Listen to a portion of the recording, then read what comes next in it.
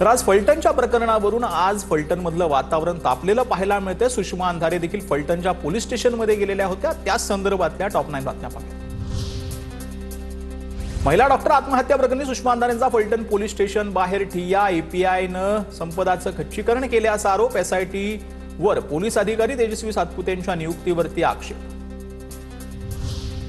फलटण आत्महत्या प्रकरणातील एसआयटीत निवृत्त न्यायाधीशाचा समावेश करा। सुप्रिया सुळेंची सरकारकडे मागणी। तर फडणवीसांनी तपासाआधी क्लीन चिट देऊ नये। निंबाळकरांकडून सुळेंची टीका। सुप्रिया सुळेंनी बीडमध्ये घेतली पीडित कुटुंबाची भेट। फलटणमधील महिला डॉक्टर आत्महत्या प्रकरणामध्ये एसआयटी स्थापन नाही। महिला डॉक्टरच्या भावाची TV9 मराठीला प्रतिक्रिया। स्थापन समिती केवळ देखरेखीसाठी। महिला डॉक्टरच्या भावाची प्रतिक्रिया। मागण्या मान्य होत नाहीत तोवर जबाब नोंदवणार नाही। महिला डॉक्टरच्या भावाची भूमिका।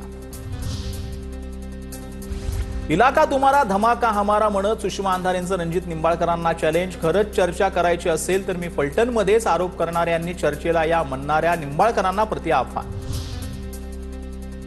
माझ्या सगट सर्वांची लाई डिटेक्टर टेस्ट करा। फलटणमधील डॉक्टर संपदा मुंडे मृत्यू प्रकरणाच्या आरोपांवरती भाजपचे माजी खासदार रणजितसिंह नाईक निंबाळकरांचं आव्हान।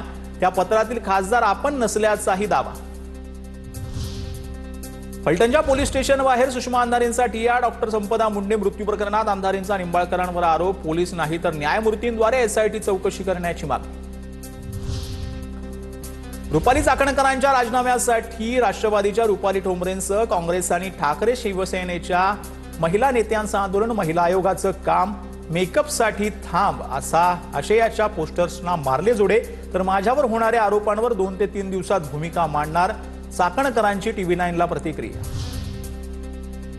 महिला आयोग नाही ते महिला आयोग आहे। फलटण प्रकरणावरून सुषमा अंधारेंचा रुपाली चाकणकर यांच्यावर निशाणा।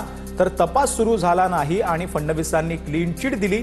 अजित पवारांनी नाराजी व्यक्त केली, मग कारवाई का नाही? सुषमा अंधारेंचा सवाल।